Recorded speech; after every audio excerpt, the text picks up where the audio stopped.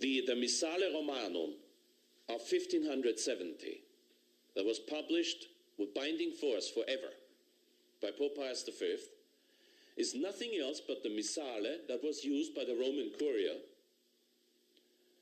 a century before, and the Missale of the Roman Curia that was used a century before is basically nothing else but the Missale that was used by Gregory the Great, the last one who dared to touch the Roman canon.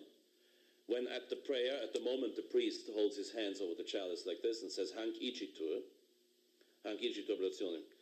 And Pope Gregory the Great, in 590 something, inserted the words diesque nostros intua pace disponas into the Hanc icitur, so that you may dispose our days in your peace, mind you, not the way the world gives it, but your in pace tua disponas. When he did that, the population of Rome almost killed him. They said, how dare you touch the canon? That was in 590 something. Pope Gregory the Great was pope between 590 and 604. So in those days, the concept of tradition in prayer and the sacredness of the Holy Mass texts already was developed to a point that the population almost killed the Pope for touching it. But Gregory the Great did not scratch out anything, omit anything. He just added beautiful words, and yet he almost was not allowed to do that. This was the real sense of tradition that the Church once had, and that I hope we still have. Because the text of Mass is the foundation of your faith and my faith, which is the faith that Christ gave us, because of that, the text of Mass cannot be changed.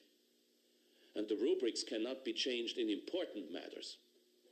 Look, the popes prove me right, for the simple reason that all the popes after Pius V until John the 23rd felt bound by Pius V.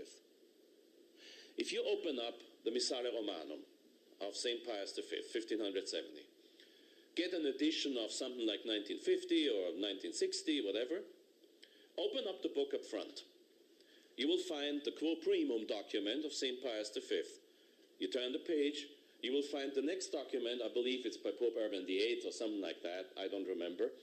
You'll find a few documents by popes, successors to Pius V, and every single document explains very carefully why he dared to touch the book.